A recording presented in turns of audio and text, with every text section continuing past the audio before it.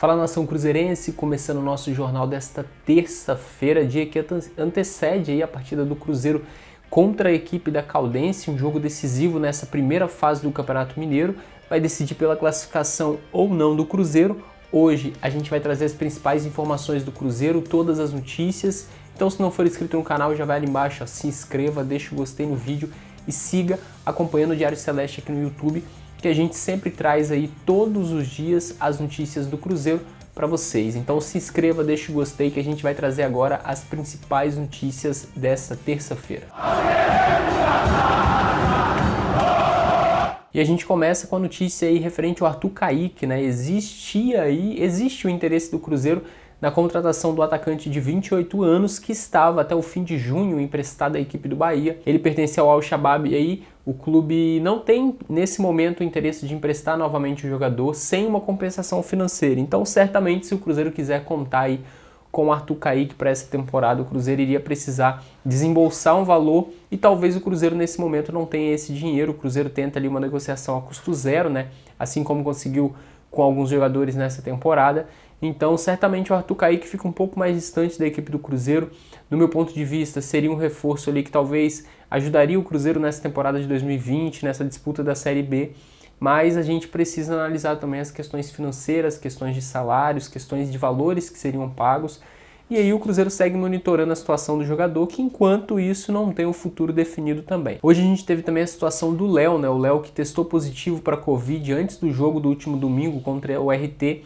E aí acabou ficando de fora daquela partida. E aí ele fez novos exames, fez a contraprova e que deram negativos resultados, né? Então o Léo tá liberado, já foi relacionado pelo Cruzeiro para atuar nessa partida desta quarta-feira contra a equipe da Caldense, fica à disposição do Anderson Moreira. O Marlon, que foi o titular no último final de semana contra o RT, deve ir para o banco de reserva, o Léo deve recuperar sua posição no time titular. Pelo menos é essa a tendência do que deve acontecer. E aí tem aquela dúvida da braçadeira de capitão, né? Porque o Ariel Cabral foi o capitão no final de semana e o Léo vinha sendo o capitão com o Adilson Batista. Então a gente espera para ver também quem vai ser o capitão nesse final de semana para saber como vai acontecer certinho, se o Léo volta para a equipe titular. Na minha opinião, acho que ele volta sim. O Marlon, apesar de ter ido bem nessa partida contra a equipe da Caldense, nesse primeiro momento ainda é um jogador reserva na equipe do Cruzeiro, pelo que a gente vinha acompanhando nos treinamentos também, que vinham sendo divulgados pelo Cruzeiro.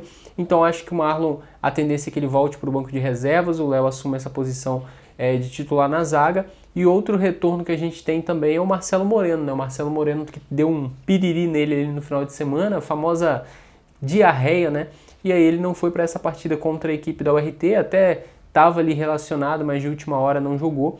E agora ele retorna, já viajou com a equipe também e vai ficar à disposição aí. E o outro substituto do Marcelo Moreno, que foi muito bem nesse final de semana, o Thiago, deve ir para o banco de reservas, deve ficar como opção para o Anderson Moreira.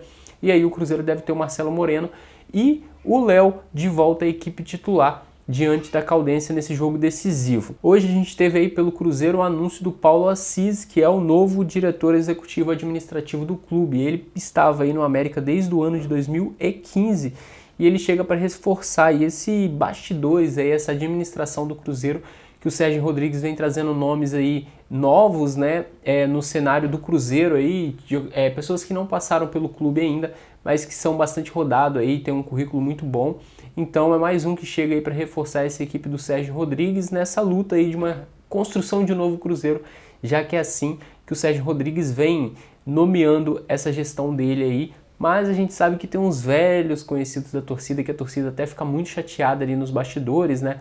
Como o senhor René Salviano, o senhor Benessi. Então a gente segue acompanhando também para ver se em algum momento essas pessoas vão deixar de fazer parte dessa gestão do Sérgio Rodrigues, que é aí um grande desejo de uma grande parte da torcida do Cruzeiro também, que essas pessoas aí que participaram de gestões anteriores, que foram muito polêmicas, né, principalmente a última do Wagner Pires, que teve aí, de acordo com o que foi divulgado com o Ministério Público, já foram comprovadas irregularidades. Então a torcida não quer pessoas que fizeram parte disso no clube, né? Mas infelizmente ainda estão lá, a gente tem que cobrar e esperar que eles saiam em algum momento, né?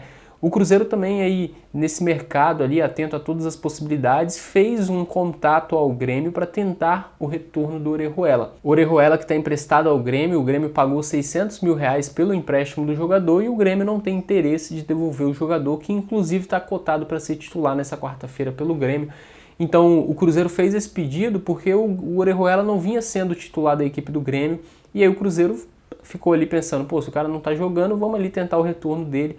O Grêmio que também tinha solicitado o retorno do Jonathan Robert, mas é sempre importante a gente destacar que o Grêmio não é obrigado a ceder nenhum jogador por conta do retorno do Jonathan Robert, já que foi um acordo do clube, do Cruzeiro, com o Grêmio esse retorno. Então o Grêmio não precisa ceder nesse momento nenhum jogador ao Cruzeiro, e o Cruzeiro tentou esse contato aí para saber se existia a possibilidade do Orejuela voltar ao Cruzeiro, mas o Grêmio já cancelou essa possibilidade, disse que nesse momento não tem interesse em devolver o jogador.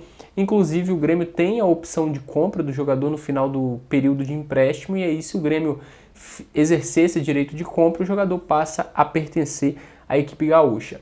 A gente teve informação hoje também relacionada à equipe da base do Cruzeiro, os jogadores que treinam lá na Toca da Raposa 1, eles vão voltar à atividade no próximo dia 6 de agosto. Eles estão desde o dia 17 de março parados. Quando começou aí a pandemia com mais força aqui no Brasil, as atividades foram paralisadas e agora eles retornam aí aos treinamentos na Toca da Raposa 1. A gente espera que o mesmo protocolo que está acontecendo no time profissional aconteça na base, para que os caras treinem ali pelo menos com segurança, né? Que a gente sabe que o Cruzeiro vem realizando vários exames aí que detectam a presença do vírus, e isso precisa acontecer também lá na base, na Toca da Raposa 1. A gente não sabe ainda como vai ser esse protocolo de retorno das categorias de base. Fato é que já são muitos meses parados e os jogadores também ali acabam perdendo a condição física, e o Cruzeiro está preocupado com isso também. Então por isso esse retorno agora nesse momento das atividades lá das categorias de base do Cruzeiro. E falando em base, falando de jogador das categorias de base do Cruzeiro, o Vinícius Popó, que pertence ao profissional, mas veio da base do Cruzeiro, é um jogador ainda em formação. Ele retornou às atividades depois de uma cirurgia para correção de desvio de septo. Então o Vinícius Popó volta a ficar à disposição do Anderson Moreira. Ele estava de fora aí nas últimas semanas, inclusive não foi relacionado. Quando a gente postou a escalação, teve gente perguntando pra gente por que ele não estava no banco de reservas. No Rachão 5 Estrelas, que foi transmitido pelo Cruzeiro, tinha gente perguntando também, mas a gente já tinha até postado algumas semanas atrás dessa cirurgia do Vinícius Popó, informando que ele ia ficar algumas semanas afastado. Então tá aí, o Vinícius Popó retornou, não deve ficar à disposição do Anderson nessa quarta-feira, até por questões físicas ali, não deve estar na forma física ideal, mas em breve a gente deve ter o Vinícius Popó voltando a ser relacionado aí, é o que a gente espera, né, porque o Vinícius Popó é um jogador muito promissor dessa equipe do Cruzeiro.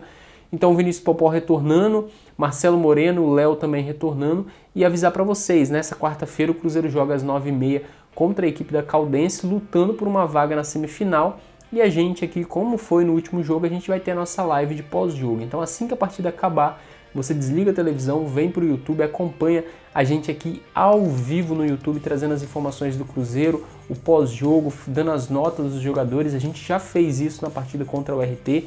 Se você acessar o nosso perfil, você vai ver a live aí para ver como que funcionou. A gente vai estar ao vivo aqui no YouTube, vamos estar ao vivo no Facebook e também no Instagram. Então siga acompanhando o Diário Celeste e você vai poder participar da nossa live em videoconferência. Então fica ligado que a gente vai trazer essa informação na live também. E aí você participa com a gente, dando a sua opinião sobre a partida do Cruzeiro, beleza? Então se inscreva aqui no canal, deixe o gostei no vídeo, siga acompanhando o Diário Celeste, que tem vídeo novo todos os dias. E o pré-jogo dessa partida entre Cruzeiro e Caldense, ou melhor, Caldense e Cruzeiro, vai sair na manhã desta quarta-feira com todas as informações da partida, as prováveis escalações e muito mais informações, beleza? Então se inscreva, deixe o gostei e até a próxima.